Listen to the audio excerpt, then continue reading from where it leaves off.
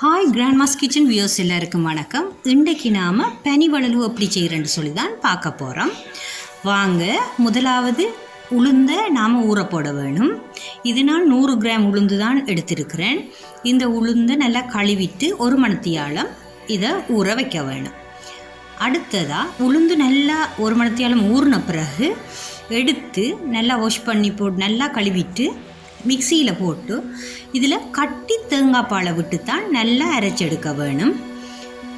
இந்த பதம் எப்படியான பதத்தில் நாம் எடுக்கணும்னு சொன்னால் தோசைப்பதமும் இல்லை, அதே நேரம் இங்கே பார்த்திங்கன்னா தெரியும் எப்படி ஒரு திக்னஸான பதம் வடப்பருவம் பதம் மாதிரி இந்த திக்னஸான பதத்தில் நாம் அப்படியே அரைச்செடுக்க வேணும்.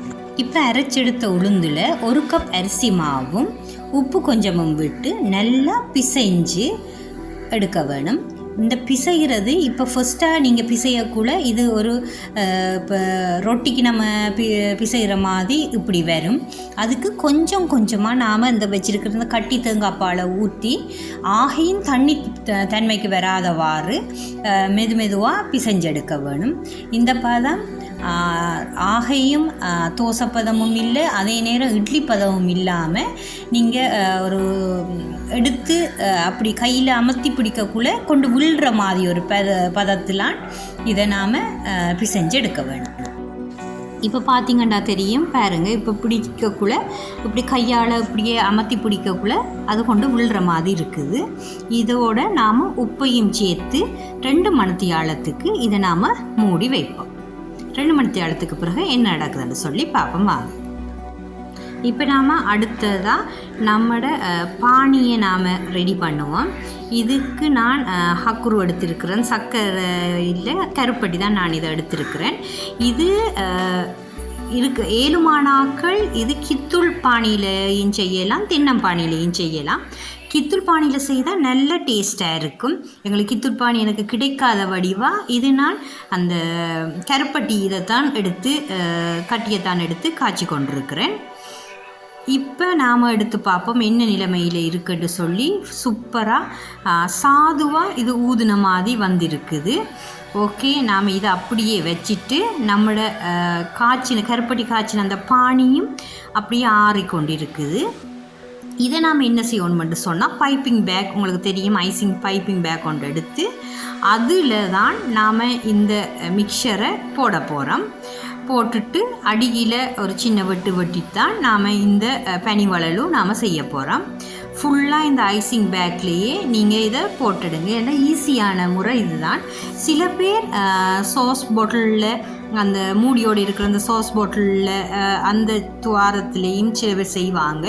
அதுக்கு கொஞ்சம் நல்ல லூஸாக அந்த மாக்கலவை இருக்கணும். இது திக்னஸ் என்றாலும் பரவாயில்லை, அளவான திக்னஸோடு நாம் இதை கட் பண்ணி எடுத்தோம்னு சொன்னால் அளவாக இருக்கும். இப்போ நாம் பேன் அடுப்பில் வச்சுட்டு தேவையான அளவு எண்ணெயை நாம் இதில் விடுவோம். எண்ணெய் சூடாகின பிறகு நாம் இதை எப்படி ரெடி பண்ணுறதுன்னு சொல்லி பார்ப்போம். இப்போ எண்ணெய் சூடாகிட்டு இப்போ நாம் நம்மளோட பனி வளவை நாம் இதில் விடுவோம். இப்போ பாருங்கள் எப்படி நான் சுற்றி எடுக்கணுன்னு சொல்லி சுற்றி எடுத்துட்டு அந்த ஃபினிஷிங் அந்த முடிகிறத நம்ம கையில் வச்சோ இல்லாட்டி கரண்டியாலேயோ அப்படியே மேலே விட வேணும். அதே மாதிரி சின்னனாவோ இதை விட கொஞ்சம் பெருசாக செய்கிறனாலும் செய்யலாம். சின்னனா இப்படியே செய்துட்டு அதை கட் பண்ணிவிட்டு அப்படியே மேலே விடணும். இப்படி நாம் ஒரு 4 இல்லாட்டி ஒரு 5 இதை நாம் செய்வோம்.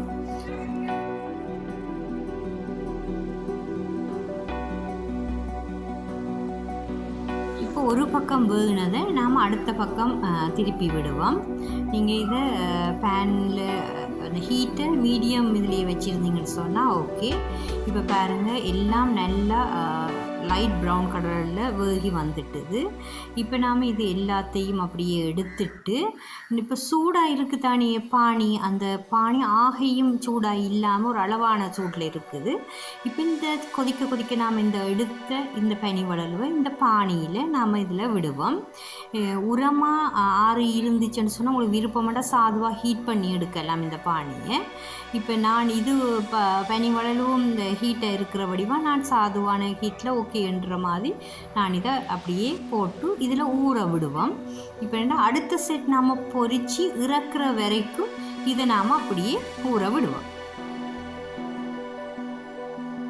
இப்போ நான் 2வது செட் இறக்க போகிறேன். இறக்க போக்குள்ள இப்போ நாம் இந்த ஊற போட்டிருக்கிற இந்த செட்டை நான் வெளியில் எடுக்க போகிறேன். ஒரு ஈக்கிலோ இல்லாட்டி கரண்டியால் கூட நீங்கள் எடுக்கலாம். இப்போ நாம் எல்லாத்தையும் இதை வெளியில் எடுத்து நாம் ஒரு ட்ரேயில் செட் பண்ணி வைப்போம்.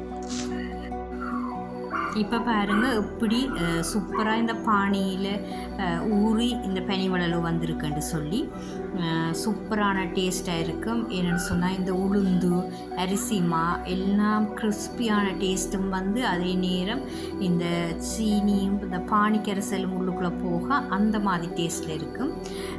நாம் மிச்சம் இருக்கிற எல்லா பனி வளலு இதுகளையும் நாம் பொரிச்சு எடுப்போம்.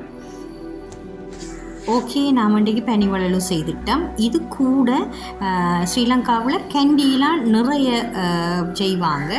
என்னென்று சொன்னால் நாம் கேண்டி அந்த கண்ணூர் பக்கம் வந்தோம்னு சொன்னால் பெருதனியா ரோட்டில் தான் நான் ஃபஸ்ட்டாக நான் அங்கே தான் நான் சாப்பிட்டேன். சூப்பரான டேஸ்ட்டில் அந்த மாதிரி இருந்தது. இப்போ நீங்கள் இந்த பனி வளலுவை பார்த்தாலும் தெரியும் எப்படி ஜூஸியாக எப்படி அந்த பானி எப்படி ஊறி இருக்குது. நமக்கு அதை உடைக்கக்கூடிய அந்த பானி எப்படி வருதுன்னு சொல்லி பார்த்தோம். கேண்டியில் இது நான் வாங்கி சாப்பிட்ட பனி வளலுக்கு இது கித்துள் பானி போட்டிருந்தாங்க. அது இதை விட நல்ல டேஸ்ட்டாக இருந்தது.